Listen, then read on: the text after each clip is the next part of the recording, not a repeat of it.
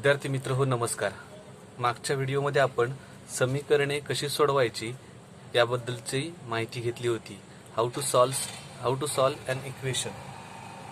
But now in this video we are going to see how to form an equation, किंवा म्हणजेच आपण equations म्हणजे समीकरण कसं तयार करायचं याचा अभ्यास करणार आहोत. म्हणून यासाठी आपण पहिला प्रश्न घेतलेला आहे सराव संच 27 प्रॅक्टिस सेट 27 फर्स्ट क्वेश्चन. हा पहिला जो प्रश्न आपण घेतलेला आहे त्या प्रश्न असा आहे, rewrite the following using a letter, म्हणजे अक्षराचा वापर करून लिहा. म्हणजे आपण जी दिलेली माहिती आहे तिथे अक्षरांचा वापर करून लिहायचा आहे. आता इथे एक गोष्ट लक्षात ठेवायची आहे की आपण अक्षरांचा वापर करताना तो स्मॉल लेटर्स मधलं अक्षर वापरायचं आहे, छोट्या लिपीतील ते अक्षर वापरायचं आहे. आता इथं पहिलं जे उदाहरण आहे ते आपण बघूया. पहिल्या उदाहरणात म्हटले the sum of a certain number and 5.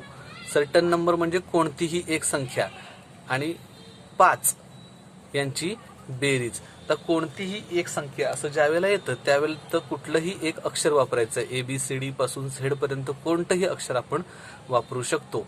फक्त ते अक्षर वापरताना ते स्मॉल लेटर्स मध्ये वापरायचं आहे, लहान लिपीतलं अक्षर वापरायचं आहे. आणि म्हणून आपण कोणतीही एक संख्या म्हणजे सर्टन नंबर, सम म्हणजे बेरीज, सर्टन नंबर म्हणजे कोणतीही एक संख्या.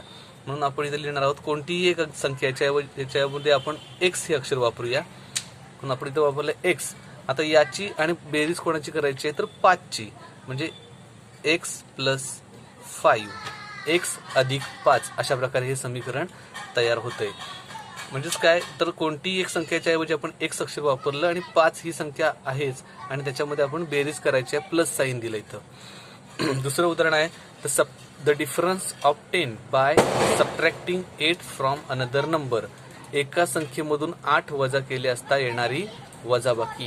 आता एक संख्या याच्या ठिकाणी आपण कोणतंही एक अक्षर वापरूया. या ठिकाणी आपण y वापरलाय.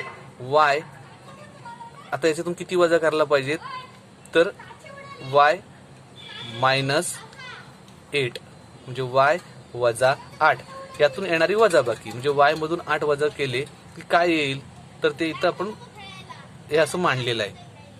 एक संख्येच्या ऐवजी आपण y हे अक्षर वापरलं आणि 8 हे त्यातून वजा केले.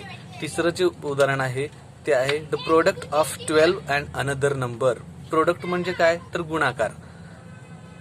एक संख्या, अनदर नंबर म्हणजे ज्या ठिकाणी आपण एक संख्या असं म्हणूया, आणि 12 म्हणजे एक संख्या आहे तर एक संख्या आणि 12 यांचा गुणाकार, किंवा 12 आणि एक संख्या यांचा गुणाकार. The product of 12 and another number. मग अनदर नंबर साठी आपण एक अक्षर वापरूया, Z वापरूया. Z आणि गुणाकार त्याचा कोणाचा असणार आहे तर 12 या संख्येशी गुणाकार असणार. Z × 12 आपण 12Z असं देखील वापरू शकतो. त्यानंतर पुढचे जे आहे 5 times a number is 30. 5 times म्हणजे 5 पट, एका संख्येची 5 पट 30 आहे. 30 आहे म्हणजे 30 ही त्या संख्येची 5 पट आहे. कोणती संख्या असेल की जिची 5 पट 30 आहे. 5 पट म्हणजे काय तर त्या संख्येला 5 ने गुणलं तर उत्तर 30 येतंय.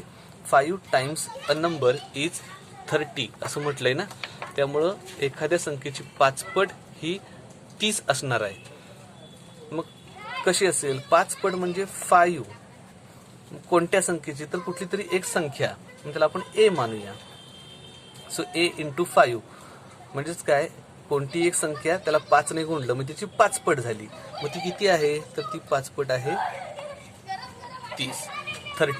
अशा प्रकारे एका संख्येची 5 पट 30 आहे, म्हणजेच काय 5a = 30. अशा प्रकारे हे इक्वेशन इथं तयार होतंय. अशा प्रकारे समीकरणे या प्रकारे आपण इक्वेशन्स कशी तयार करायची हे पाहिलेलं आहे.